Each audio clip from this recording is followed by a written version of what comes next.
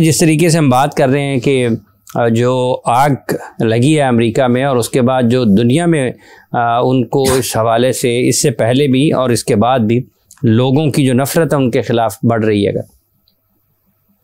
मैं कर रहा हूँ फलस्तीन के भीतर जो बदतरीन सारे ग्रुप है 465 दिन बोलते हैं की तारीफ हो रही है और मुसलमान जो जारी है पूरी दुनिया में की है।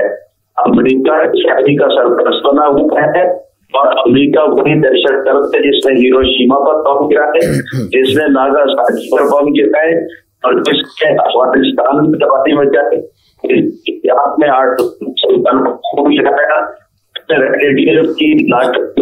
ऑडियो का इशू है शेख साहब। हम कोशिश करते हैं कि दोबारा आपसे रब्ता कायम करें ताकि आपको अच्छे अंदाज में, और जिस तरीके से आपने बयान किया कि जापान में जो तबाही हुई उसके पीछे भी कोई और नहीं था और फ़लस्तीन में जो जुल्म सितम बरपा है और जो बदतरीन तारीख़ इंसानियत के कत्ल की वहाँ पर रकम की जा रही है उसके पीछे भी कोई और नहीं है। इंजीनियर साहब जी, यही बात इन्होंने तो हिरोशिमा नागासाकी की बात की है।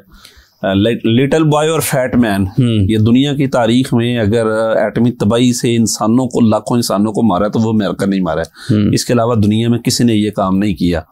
और इसी तरह ये अफगानिस्तान की बात है ना, याद है कि अमेरिका ने कहा था पाकिस्तान हमारा साथ दे नहीं तो हम इसको तोड़ा बोरा बना देंगे, पत्थर के दौर में पहुंचा देंगे। जब ये खुद दुनिया में ऐसी धमकियां दें, इनकी कांग्रेस साथ हो, यानी अमेरिका की जो कांग्रेस है इनके सेनेटर साथ हो और जनाब ये लोग इनको वोट दें। ट्रंप आखिर वोट लेके ही आया ना, ऐसे तो नहीं ट्रंप आ गया। लोग इनको वोट दें जनाब और फिर उसके बाद ये अवाम के नुमाइंदे अगर पूरी दुनिया के अंदर दहशत फैलाने की बात करें और बंदों को मारने की बात करें और दुनिया को जहन्नम बनाने की बात करें, आग लगाने की बात करें, तो फिर जब इनके घर मुसीबत आएगी तो लोगों ने ऐसे रिस्पांस देने।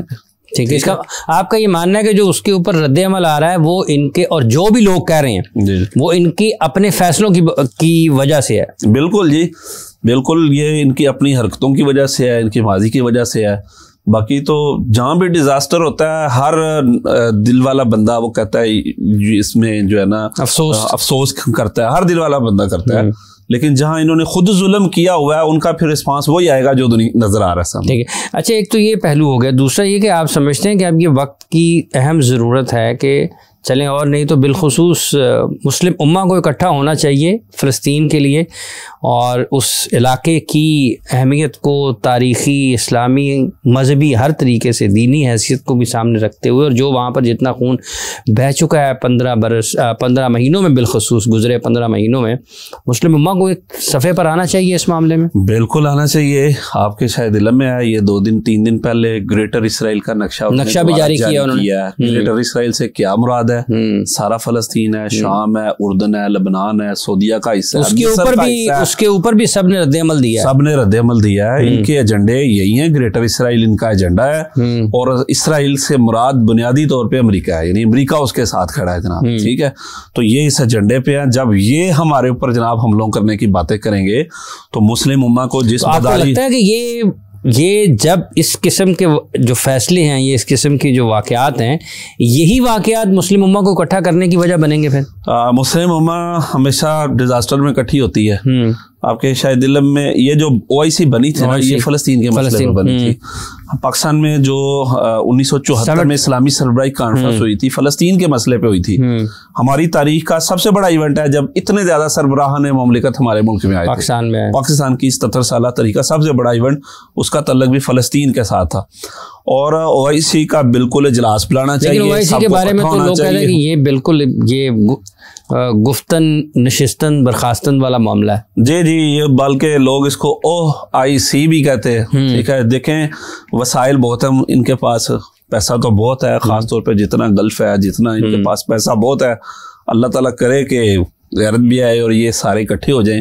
अगर इकट्ठे हो जाए ना, आपको पता है UN में 5 है ना वेटो पावर है, मुसलमानों की दुनिया की आबादी 8 अरब में से तकरीबन 1.25 अरब या 2 अरब हम है, और हमारे पास कोई वेटो पावर नहीं। हालांकि दुनिया का 25% आबादी हमारे पास है, और हम मरहूने मिन्नत होते हैं। ठीक है, अगर मुसलमान सारे इकट्ठे हो जाएं और अपनी हैसियत को मनवाएं, ठीक है, दुनिया में जंग नहीं होनी चाहिए, अमन होना चाहिए, अमन के फोरम होने चाहिए। लेकिन ये तो नहीं कि एक जगह एक पे जुल्म ही होता रहे जनाब। मुसलमान वो लबनान पे बमबारी हो रही है, वो जो शाम पे बमबारी हो रही है, मिसाल मैं दे रहा हूँ, फलस्तीन पे हो रही है, अफगानिस्तान में हो गई, इराक में हो गई, हर जगह इन्हीं को मार पड़ी हो। ये तो नहीं, इकट्ठे होना चाहिए, ईरान वालों को भी है, ईरान इस वक्त इकट्ठे होना चाहिए, सबको इकट्ठे होना चाहिए मुस्लिम उम्मा को, और इकट्ठे होके अपना तहफ़्फ़ुज़ करना चाहिए और दुनिया में अपनी बात मनवानी चाहिए। और ये जो गजा का जो खून गिर गया है और जो कुर्बानियाँ पेश कर दी हैं, अल्लाह करे कि इसके जो है ना, इसके सम्राट से मुसलमान कुछ नुमाया लोग भी हैं जो जिनके अपने घर भी जले हैं इस अमेरिका में लगने वाली आग में, और वही लोग चंद रोज़ कबल तक, चंद हफ्ते कबल तक थोड़ा सा माजी में जाते हैं तो वो गजा में जो इसराइल के हमले हैं उनकी हिमायत करते हुए दिखाई दिए हैं। तो उन वहाँ पर खाकस्तर होने वाले, जलने वाले, बमबारी से तबाह होने वाले सैकड़ों हज़ारों घर तो किसी को नज़र नहीं है, लेकिन अपना एक घर जला है तो फिर सबके आंसू आए हैं। देखें, अगर आप चंद लोगों के घर जलने, एक कॉलर ले लें, एक कॉलर। अस्सलाम वालेकुम जी। जी अस्सलाम वालेकुम। अस्सलाम वालेकुम जी, महनूर बात कर रही हूँ लाहौर से। जी मैडम फरमाइए। जी, मेरा सवाल ये था कि पिछले 1-1.5 साल से गजा में जो भी सिचुएशन है, सूरत हाल है, वो सबके सामने है। लेकिन अब जब लॉस एंजलिस में, अमेरिका में ये सूरत हाल हुई है, आग लगी, जो भी सिचुएशन है, तो उसके बाद बहुत सारे लोग सामने हैं। लेकिन जब गजा पर था तो कोई भी मुस्लिम कंट्री सामने नहीं आई है। अमेरिका के लिए काफी लोग सामने आ रहे हैं, आवाज उठा रहे हैं, तो कामा ने तो हिट किया ही है, लेकिन वो मुस्लिम कंट्रीज जो सामने नहीं आई पिछले 1-1.5 साल से, गजा में बच्चे भी शहीद हुए हैं, बहुत कुछ हुआ है, तब कोई क्यों नहीं बोला और अब क्यों बोल रहे हैं? अमेरिका की बारी क्यों बोल रहे हैं? ठीक है, बहुत शुक्रिया आपका मैडम महानूर साहबा, कि अमेरिका को तो सब पेशकश कर रहे हैं, फ़लस्तीन वालों को क्यों नहीं करती कोई पेशकश? हाँ, यही तो दर्द है कि सबको उनकी मदद करनी चाहिए थी। गजा का ना मसला भी समझना चाहिए, फ़लस्तीन का मसला है क्या। ये जितने लोग हैं ना, ये तो 1200 साल से वहाँ पे रह रहे हैं, 1300 साल 1400 साल से वहाँ पे रह रहे हैं। 15 हिजरी में, यानी आज से 1430 साल पहले उमर रज़ियल्लाहु के दौर में ये जो है ना मुसलमानों के पास आ गया था, उन्होंने चाबियां दी थी, बगैर लड़े ये बैतुल मक़दस मुसलमानों के पास आया। और इसके बाद दरमियान में कुछ अरसा सलीबी जंगी हुई हैं। अब ये सारी अमेरिका की छतरी के नीचे इसराइल नामी मुल्क बनाया गया, ठीक है, 1948 में, और सारी दुनिया से यहूदी इकट्ठे किए गए। ये लोग यहाँ के मुकामी नहीं है, ये बात याद रखें। ज्यादातर लोग यूरोप से आए हैं या अमेरिका से आए हैं। जितने गजा के फलस्तीनी लोग ये सब मुकामी, हाँ, वो तो फैलते जा रहे हैं। ये बाहर से डाकू आए हुए हैं, ये बाहर से डाकू आए हैं, और इनको किसी को 50 साल हुए हैं, किसी को 25 साल, किसी को 10 साल पहले कोई आया। सारी दुनिया से उनको लाके बसाया गया। ये यहाँ के मुकामी नहीं है।